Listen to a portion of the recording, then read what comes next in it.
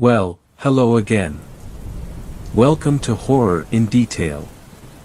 Today we are going to share Wendigo encounter stories.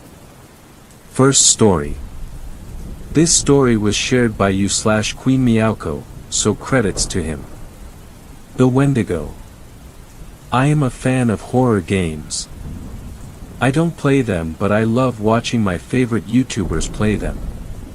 In fact, my favorite YouTuber who used to play horror games is H2O Delirious. One of my favorite game that he played is Until Dawn. I love it because it deals with a cultural monster, the Wendigo. The Wendigo is a monster who craves for human flesh. Wendigos were once human, but because they started to eat human flesh, they turned into Wendigos. Wendigos are able to imitate other people's voices to trick their prey. Wendigos are able to hear heartbeats from miles away. They are also really fast. I am starting to go off topic. Here is my story. I had my own experience with the Wendigo.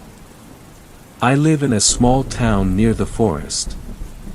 I won't reveal where the place is because I am still afraid that it is still there.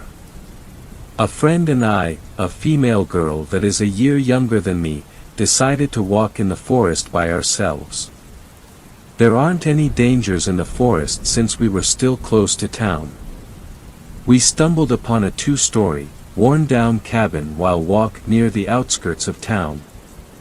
Most of the second story was non-existent. It seemed strange that it was still up and no one torn it down. Before I was born, the people of this town torn down all buildings in the forest for reasons unknown. I tried asking my parents, but their response is that it was very difficult to aid people who lived in the forest.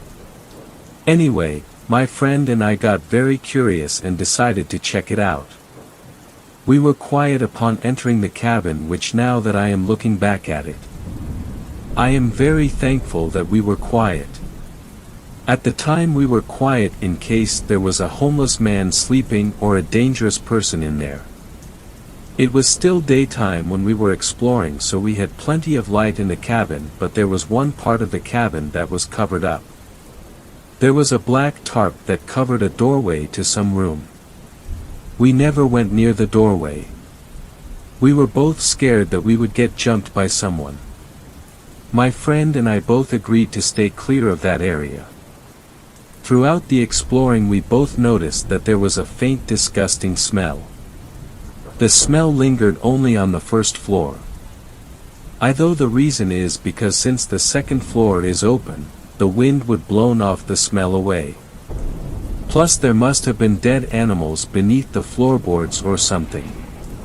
It was only when we got near the closed off room did everything went downhill.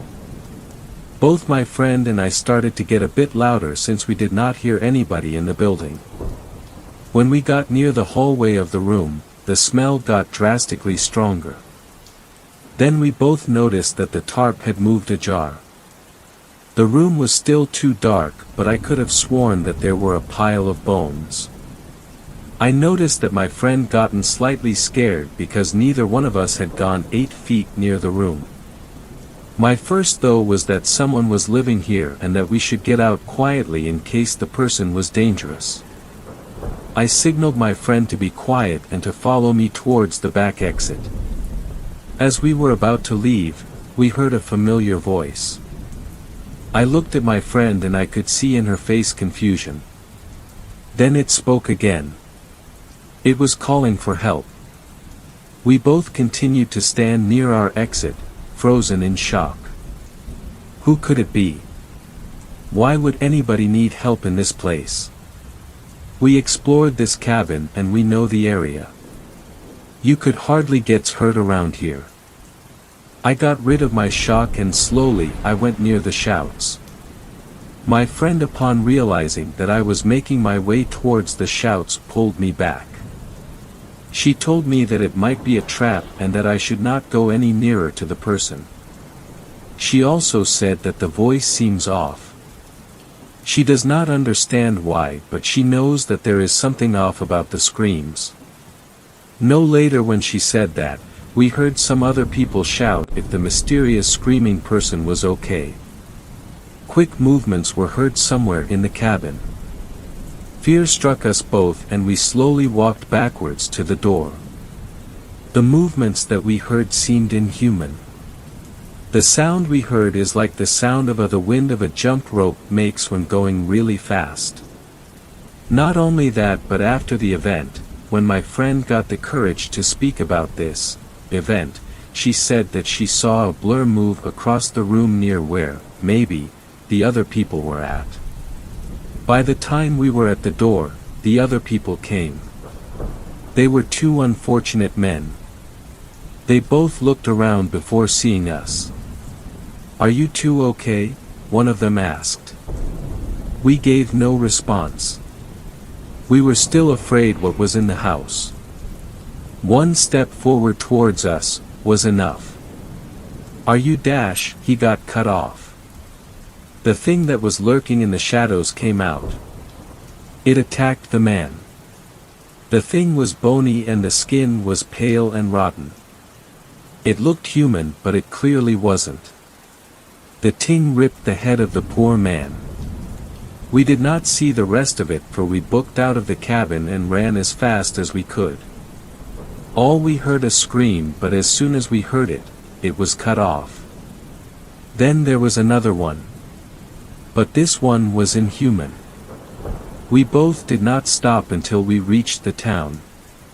We never spoke to this event to anybody. Not even when people have asked us if we were okay, since we both looked pale and out of breath. Be careful out there in the woods. You never know what might happen. May the Lord save you if you come across one of them. Second story. This story was shared by you/not_Luna, so credits to her. My terrifying encounter with a Canadian legend. Growing up in the remote wilderness of northern Canada, I always heard stories of the Wendigo. My grandfather told me tales of a creature so terrifying that even the bravest of men trembled at the mere mention of its name. But I never truly believed in the legend until one dark, snowy night. The whistling started faintly at first, like a haunting tune carried on the frigid wind. But it grew louder and more insistent, like it was calling out to me personally. I tried to ignore it and kept hiking, but the whistling persisted, creeping closer and closer until I couldn't ignore it any longer. I peered into the darkness beside me and saw a figure standing in the woods. It was tall and thin, with skin stretched tightly over its bones, and its eyes glowed gray with a fierce hunger. I knew instantly what it was, the Wendigo. The instant I noticed it in the woods, it stopped whistling for a moment and twisted its head like it was intrigued that I had given in to its call. It began to whistle again, a melody so haunting that it seemed to penetrate my very soul. It was like it was trying to hypnotize me, to lure me into the woods where it could claim me for its own. I was paralyzed with fear, unable to move as it began to creep closer and closer. Its claws and teeth gleamed in the moonlight, and I knew that if it reached me, it would be the end. I turned to continue hiking. I just needed to get back to my cabin, I told myself. But then, it started snarling. The whistling faltered for just a moment as I heard its footsteps thumping through the woods. I grabbed the knife my grandfather gave me as a boy from my bag, ready to strike. When my grandfather gave me this knife, he told me to always keep it close because it might just save my life one day. As soon as I heard the Wendigo break through the tree line, I threw it with all my might. It hit the creature square in the chest, and it let out a blood-curdling scream. It writhed in agony as I watched, frozen with terror. But then, to my horror, it began to change. Its skin began to peel away in strips, revealing a twisted and gnarled form underneath. Its limbs elongated and twisted into new shapes, its jaws unhinged to reveal rows of razor-sharp teeth. It was transforming into something even more monstrous than before. I turned and ran as fast as I could, my heart pounding in my chest. I could hear the Wendigo behind me, its ragged breaths and pounding footsteps echoing through the trees. I struggled with all my might to get away, my feet slipping and sliding on the snow and ice. Just as I thought I wouldn't be able to escape, I heard a branch snap behind me. I didn't dare look back, but I felt in my stomach that the creature was still close behind. I pushed myself harder, running as fast as I could. I could see the lights of my cabin in the distance, a beacon of safety in the darkness. With a final burst of adrenaline, I threw myself through the door of my cabin and slammed it shut behind me. I leaned against the door, gasping for breath and shaking with fear. I could hear the Wendigo outside, snarling and whistling. But my grandfather always told me they couldn't come inside as long as I kept the door locked. I stayed there for what felt like hours, too scared to move. But eventually, the snarling and whistling stopped, and I knew that the creature had moved on. I didn't manage to sleep that night, but hours after the sun came up, I carefully opened the door and went back outside and into the woods. I followed my own footsteps in the snow. The Wendigo's nowhere to be seen, as if it hadn't been stomping into the ground with what sounded like an earth-shattering force. About halfway to where I thought I had first seen the Wendigo, I found a tree. Mangled, split in half and laid out diagonally across the path, I realized this tree was how I was able to get away. Then I thought back to what my grandfather said about the knife. Maybe the knife made the tree get in the way. Maybe not. Either way, I never forgot that night. For years after that night, I lived in constant fear of the Wendigo's return. Every time the wind whistled through the trees, or a stray twig snapped in the woods, I would freeze, waiting for the sound of that haunting melody. Third story. This story was shared by u/Theagelstrikes, so credits to him. I know what really killed the old western town of Calico. It came from the mines. My grandfather told me a horrifying story about something that happened in the town of Calico during the dying days of the Wild West. I finally summoned the courage to tell this tale to my grandson, and he insisted that I share it here. I'm not sure that the young boy fully believes me, but he never knew my grandfather. That man was many things, but he did not lie. He could not lie. My name is Elizabeth Langley. I am 82 years old, and I have lived in England for my entire life. I remember, when I was about 8 years old, asking my father about his home. He had a faint American accent, so I knew he had not always lived here. Oakley, California, my father answered. What a place. I miss it. Still, I wouldn't have met your mother if I hadn't moved to England. Why did you move here? Was it the war? I asked. I had always fantasized about America. I longed for the sun-drenched land of California, rather than the bleak remnants of a post-war London. This would have been the year of 1948. I was only a young boy. I must have been no more than 13 years of age when my father packed our bags. As you know, he is a complicated man. He never told me why we were moving. He just said he couldn't do it anymore, my father explained. My curiosity had been piqued. I had expected a simple answer, but my father had only left me with more questions. I knew I had to talk to my grandfather. I had to know more about what happened in America. I think, in hindsight, I would have preferred to live my life without this tale rattling around at the back of my mind. Whether you read ahead is your choice. It's not a story for children, my grandfather told me. Every Christmas, he would come to stay with us. Every Christmas, I pleaded with him to tell me about America. It wasn't until I turned 12 that he finally caved. He realized that I would never stop pestering him, I suppose. My grandfather, Harley, met my grandmother in San Francisco, and they moved to Oakley when my father was born. That didn't answer my question, though. What was so wrong with America? Why did they move to England? There was nothing wrong with Oakley, the dear old man explained to me. There had been nothing wrong with San Francisco, either. What haunted my grandfather was the life he had left behind. He had tried, for years, to flee from it.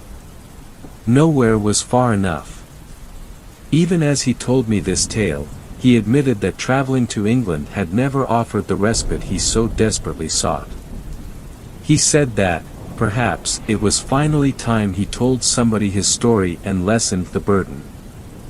Before moving to San Francisco in 1896, my grandfather had been a prospector.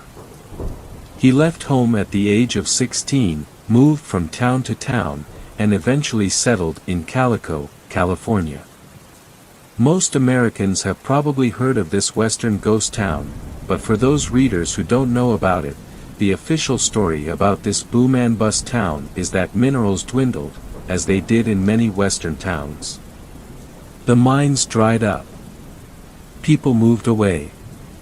However, Harley always insisted that something else happened in Calico. There was another reason that the townsfolk disappeared. It all started in 1895. My grandfather had already been living in Calico for 3 years. He had become a part of the community. He saw himself as more than a prospector. He had even considered settling there. There were a few handsome women in town that he said he would have considered marrying. He had plenty of friends. He enjoyed a drink or two in the saloon. What more could he want from life? Silver was already starting to lose its value, but my grandfather didn't care. He was only 21 years old in the year of 1895, but he was tired. He wanted more from life than mining for valuable resources. And he believed Calico could become more than a mining town. The silver rush didn't have to be the end of it. He believed it could be a place that people would call home. Obviously, that's not how things turned out, but Harley swore that the end of mining was not the thing that killed Calico. In December of 1895, things began to change in the town. People started to go missing.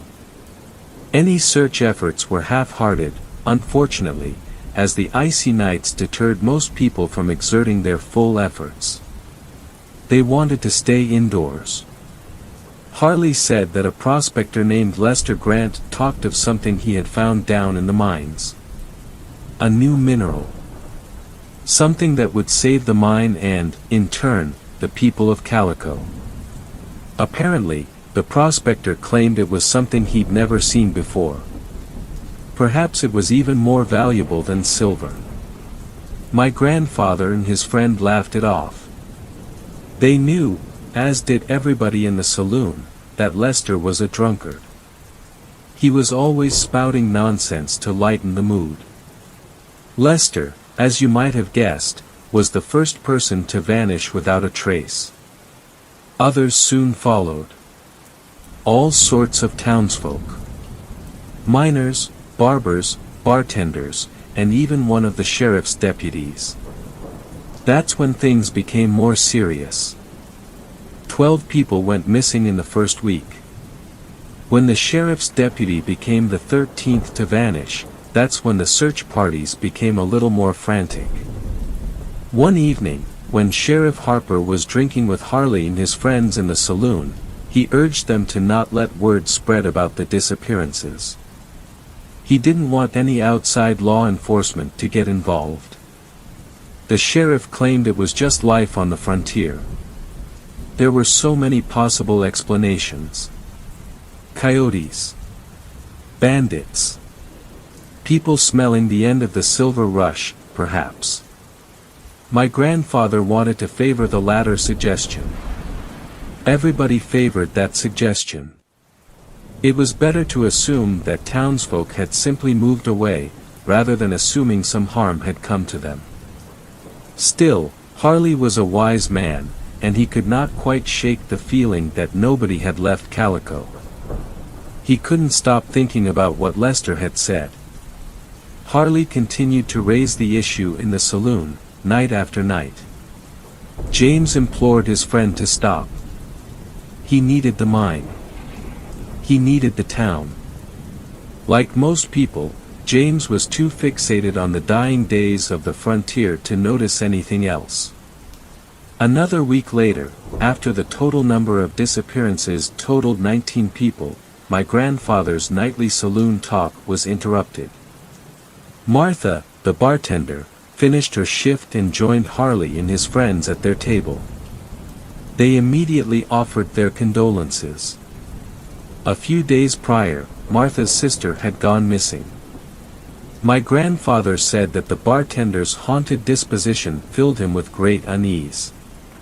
She looked not like somebody in the throes of grief, but somebody with a terrible secret. Still, Martha did not stall. She did not mince her words.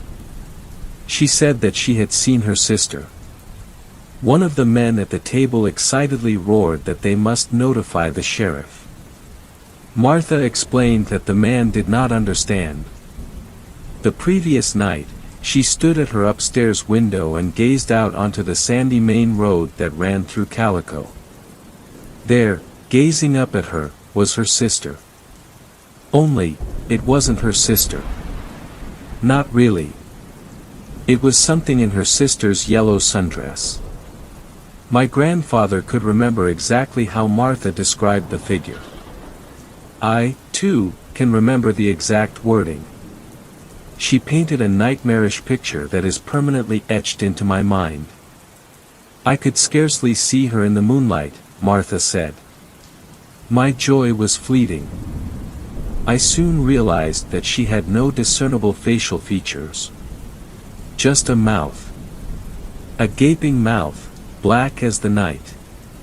She was emaciated, yet so much taller than I remember. Her dress was torn. I could see so little of her, but I could hear her. Didn't you hear that sound last night? It was an inhuman, whistling scream. It sounded like an animal calling to the pack. Of course, most of the men at the table dismissed Martha, claiming that grief had driven her to lunacy. They hadn't heard a scream. They might have heard a few animals, but they heard no inhuman screams. My grandfather said that James simply looked at him with a pale expression. He whispered to Harley that he had heard a blood-curdling scream during the night. He thought he had been dreaming because it was a sound no human could produce, and it was certainly like no animal he had ever encountered. Harley told his friend that he knew who could help. The next morning, he and James did not join their friends in the mines. They traveled southeast, searching for a small tribe of Native Americans that lived towards the town of Yermo. Harley knew a woman named Anjani, one of the elders. Over the years, he had sold various minerals to her from his prospecting ventures in local towns.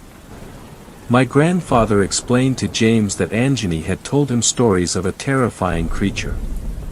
The Wendigo. Martha's sister did not match that description, but the encounter sounded like something beyond the realm of logical explanation. The elder had once told my grandfather that there were things which the white colonizers did not understand. If there were anyone who could explain what Martha saw, Harley swore it would be her. When the two men arrived at the tribal village, my grandfather said that Anjani was already expecting him. She told him that something had been unearthed in Calico. It was an ancient thing that should have been left alone. My grandfather said that, 3 years earlier, the old woman cautioned him against prospecting in Calico. She said that land was fragile. Dark things lay there, and those dark things should not have been disturbed. Apparently, James looked even paler than the night before. My grandfather kept encouraging him to drink some water because he didn't want his friend to pass out on the journey back to Calico. And Harley wasn't finished. He needed to know more. He begged Anjani to tell him what was happening to the people of Calico. My grandfather said the elder was far more terrified about this creature than any of the others she had discussed. She said one word, Daiba. It is a creature worse than the Wendigo, she explained to my grandfather. There is a nameless force deep in the earth that calls out to desperate people. It calls to those who need something, much like the residents of Calico who faced the extinction of their livelihoods. Harley inferred that Lester must have felt this force calling to him. There had never been a magical mineral in the mine that would solve all of their problems. Everybody in Calico wanted more. The force must have been calling to all of them. How long, my grandfather wondered, would it be before everyone was gone? Anjani explained that the thirst cannot be quenched until the victim has become a Daiba. Then, their mortal desires fade away. Instead, they thirst only for souls, draining the flesh and the spirit of all those who cross their path. The elder said it is a fate worse than death. When the soul is drained, the victim is denied passage to the afterlife. My grandfather heeded her warning and dragged James back out to the horses, preparing to race back to Calico. Before he could leave, however, Anjani grabbed my grandfather's wrist and whispered into his ear. She told him that James had the thirst. She could see it. She begged Harley not to follow his friend into the mines. Harley did not reply. He said James smiled weakly at him before kicking his stirrups and commencing the ride back to Calico. My grandfather did not want to believe it. He couldn't believe it. He wanted to save his friend, but he couldn't lie to himself. He knew that James was already gone. His friend had heard the call of whatever sinister force lay deep in the earth, and his thirst would not be quenched until that call had been answered. As the pair rode back to town, the sun began to set on the horizon. My grandfather said that he felt apprehended by the sudden emergence of Calico on the horizon. Uncharacteristically for that time of night, there was not a single visible light. The town had been engulfed by the night. There was no light, no movement, and no sound. The two men unsaddled themselves and tied their horses to a post. James was shivering at this point, and my grandfather was starting to worry about him.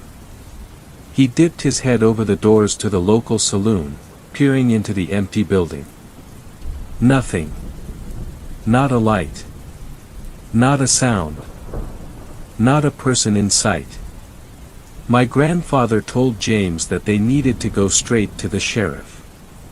Keeping James in his line of sight, Harley led them across the isolated town.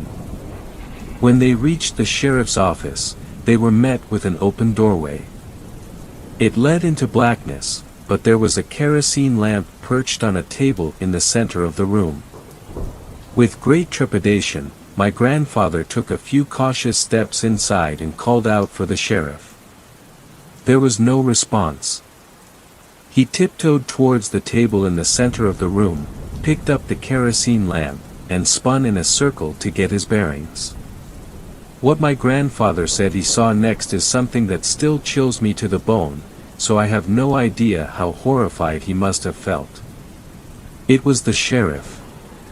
He was not one of the Daiba. He was not anything. The corpse lay on the hard floor, barely visible in the dim light of my grandfather's lamp. The man was a shell. That's how his corpse was described to me. It had been, much as Anjani said, drained both in flesh and spirit. The sheriff had been reduced to little more than bones with bloody strips of flesh remaining. My grandfather said the skull was the worst part of the scene.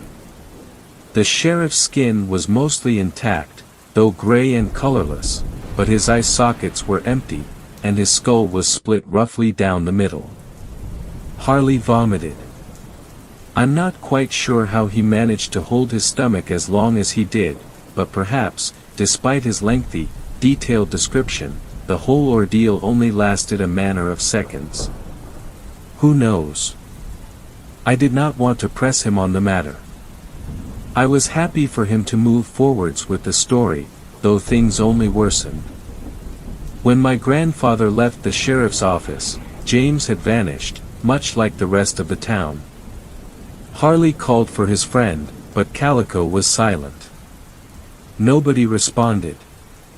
Not wanting to leave his loved ones behind, but understanding that the battle had already been lost, my dear old grandfather accepted defeat and began walking back to his horse, preparing to leave Calico behind. He untied his ticket out of that hellhole, mounted the saddle, and then looked back at the town. I still remember my grandfather's face as he reached this part of the story. The sheer horror. He asked me whether we could abandon the tale there. He said I could simply accept that he left Calico, and surely that was enough. But it wasn't. I had to know. I just had to know. There was a whistling scream. I did not need my grandfather to say any more than that. I knew it was the same as the one that both James and Martha had described. That's when my grandfather saw her. Martha. She burst through the saloon doors and sprinted onto the main road, tripping and falling. Presumably, she had been hiding in the building. My grandfather certainly didn't see her when he peered his head inside earlier, but he definitely saw her as she scrambled across the road on her hands and knees. And he saw the creature that followed her from the saloon, ducking as it slinked through the doorway. The Diba. This one was larger and ghastlier than the sister that Martha had described. From its nondescript shirt and ragged trousers, Harley could not identify which missing town member was stalking the bartender. He said he hardly had time to assess the scene. It was over before it started. The once human creature used its spider-like limbs to move at great speed towards its prey. Moonlight sufficiently illuminated the scene of horror that unfolded before my grandfather. The Diba lunged for Martha with one of the gnarly appendages that used to be its left hand, and it seized her by the throat. My grandfather said the bartender screeched at the top of her lungs, scratching at the Diba's left hand with both of hers, and furiously swinging both of her legs back and forth. It was a fruitless endeavor. Harley knew he should avert his gaze. He knew he should ride away and never look back, but he could not peel his eyes from the scene before him. Raising her off the ground, the Diba moved its right hand towards Martha's face. Suddenly, my grandfather understood what he had seen in the sheriff's office, and he understood what he was about to see. The creature formed a claw shape with its right hand and violently forced its thumb into Martha's right eye socket. My grandfather sobbed profusely as he told me this part of the tale. He said he had never felt so utterly helpless as he did when he watched one of his dearest friends suffer so slowly and agonizingly. Martha's screams grew in volume and ferocity. Harley watched as the creature suspended her in the air with the thumb that had pierced her right eye and released her neck with its left hand. Then, without pause, the Diba plunged its left thumb into her left eye socket. My grandfather assured me that Martha's screaming rivaled that of the Diba. It was almost as horrific. Almost. Lifting her body higher into the air, as if she were a trophy, the creature started to yank its hands outwards. Its thumbs were firmly lodged into the bloody sockets that had once been Martha's eyes. Her screeching grew to an unbearable volume. With an almighty tearing noise, the awful sound of Martha's agony ceased. The Daiba stared longingly at the corpse it held in its two hands, and then it began to drink from the canyon it had formed between the two halves of Martha's skull. My grandfather said he uttered a sound. It was involuntary. He had managed to resist the urge to cry or scream, but, at this moment, he gasped. The creature stopped. It turned to face Harley. And that was when it started. What followed was a cacophony of whistling screams. They echoed across the town. Soon, creatures began to reveal themselves from the nooks and crannies of Calico. One of them was wearing a yellow sundress. My grandfather distinctly remembered her. I'm not sure how he made it to his horse, given that everyone else perished. Perhaps the Daiba had been busy feeding when my grandfather first strolled through the town. Perhaps he had been fortunate enough to avoid them. Whatever the case, his luck had run out. His horse had been whinnying uncontrollably since he mounted it, possibly only standing still for so long because it was frozen in the same state of fear as my grandfather. At this point, Harley said his stallion seemed only too happy to oblige when he pulled at its reins and steered towards the road that led out of town. There was, of course, one last demon for my dear old grandfather to face before he could leave Calico behind for good. One last creature stood in the middle of the road to freedom. James. My grandfather said he was not surprised to see the gaping black hole of a mouth and those monstrous limbs, but that didn't make it any less painful to witness. Goodbye, old friend. Those were Harley's final words to James as he plowed onwards, head buried in his horse's mane of hair, charging towards his old friend and preparing for the cold embrace of death. And yet, it didn't come. When my grandfather opened his eyes, he was free. His horse had galloped far beyond the boundaries of Calico. Harley looked over his shoulder to see his old friend standing at the side of the road. He had stepped aside to let my grandfather pass. Perhaps James was not quite as far gone as the others. Perhaps he had retained enough of his humanity to resist the thirst just a little longer. Whatever the case, my grandfather survived to tell the horrible tale. Before moving to San Francisco in 1896, he said he traveled back to Yermo to see Anjani, though he steered clear of Calico.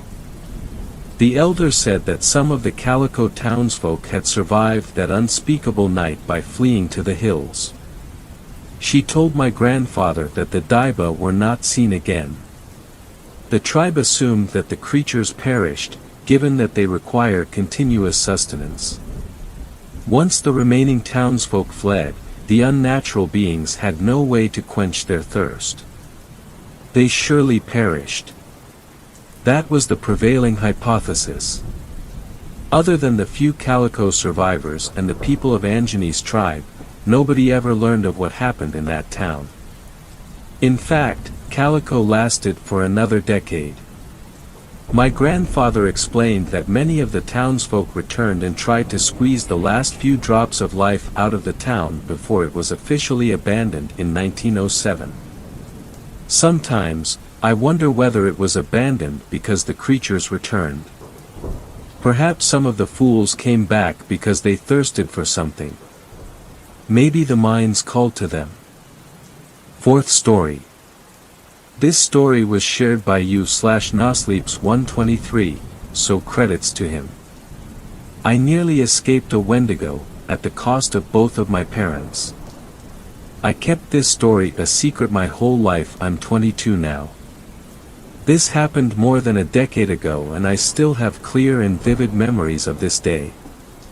I miss my parents so much and wish I never did what I did that afternoon. I had a nice family. I had a mom, a dad, and a sister, but yet my parents are the ones I miss most. We all lived in a nice cozy cabin in Alaska, United States, near a dense and long-stretched forest. Usually my parents would take walks just to admire the beautiful snow and cold weather. My dad was a lumberjack and my mom was a normal housewife. We had such a perfect life before the incident happened. One morning I woke up to my sister yelling at my parents because she hated living here. I gave her the benefit of the doubt because she was 19 years old and had her own car but no friends due to us being isolated for miles. This argument went on for 20 minutes before I heard a door shut very loudly. I rushed downstairs to see what happened and my mom was crying because my sister had left our family to move more in the city in a different state. My dad still had to hear this news due to him still cutting trees into smaller pieces out back. I rushed outside and I saw my sister. She wasn't actually going to the car but instead going into the forest. I knew it, my kind sister would never leave us. I decided to follow her and see what she was up to. I quickly put on my jacket, boots, gloves and snow pants and went into the forest. As soon as I went outside I realized only one car was in front of our house. It seemed weird, but I just thought Dad had to run to the store and do a few errands, so I ran towards where I last saw my sister. Once I was inside the forest I realized it stretched longer than I thought it would, and weirdly enough there was a path leading straight. I thought my dad cut these trees due to me being little and not really knowing much about lumberjacks. I went on and when I turned back I could still see the house. I knew I would be safe. I would just plead with my sister not to leave and everything would be alright. I wish it was that easy. I walked for what seemed like forever when I heard a familiar voice. My sister, I thought, and started running towards that voice but came to a stop. In front of me were long, white, and clean bones shaped like an old Native American roof. There was one thing that stood out with those bones. My sister's pink and gold necklace which had her name on it. I read it and it was her name. Now I was getting scared. I turned around to see my house nowhere. I was lost. I shouted Mom, Dad, but nobody came. I ran in what seemed like a loop for 5 minutes when I heard footsteps. The footsteps seemed like that of a large creature. I ducked behind a log that had fallen and hid to not show myself. I peeked through holes in the log and saw it. This creature, it was black head to toe, had blood dripping down its half-torn face. It had large bulging almost human-like eyes. It was standing upright. It looked almost 7 feet. The scariest thing was I could see the creature's ribs, heart, and what looked like lungs still beating in perfectly in sync. I almost screamed at the sight of its nails. They were long and had points on them. The creature looked around and when I blinked it wasn't there. Weird, I thought, maybe I'm just imaging weird things. I tried to laugh it off but the thought stayed at the back of my head. I had enough and decided to run backwards again. This went on for another 5 minutes, when I heard my mom's voice. I ran towards it and it was near the bones I saw earlier. But the closer I got the more it seemed stranger. Mom's voice was usually kind and soft as well as comforting. But the voice I was hearing sounded demanding, and slow. The closer I got the more I saw my cabin and I then started running towards it when the creature I saw earlier rose up on its legs or what seemed like legs. It was taller when I was face to face with it, its eyes staring into my soul and I thought I was going to die. With lightning speed the creature ran towards me and I blacked out. I woke up. I was alive in my bed and my sister was here too. I thought it was just a dream but noticed she was crying in a demonic tone. I got scared, and pushed back against my bed. My sister turned around and I saw her eyes ripped out of her sockets as well as blood all around the house. I passed out again. This time I woke up in the forest. I felt immense pain near my arm and realized my left arm was bitten off. I saw it. The creature. He was eating my arm. He noticed I was awake and just stared as I screamed for help. I heard a familiar voice once again. It sounded like my dad. But where was it coming from? The more blood I lost, the closer the voice got, and the more the creature started getting aggravated. I thought I was going to die, but saw both my parents. This made me flash back into reality, and I realized I was going to have to scream in order for me to be alive. I screamed at the top of my lungs. The creature stood on its legs and threw my arm away. He walked towards me and planned on killing me right then and there. I started crying with the last bit of energy I had left, and I saw them. My dad and my mom.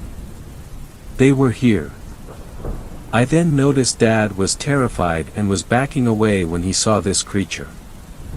Mom threw rocks at it and the creature ran into the forest.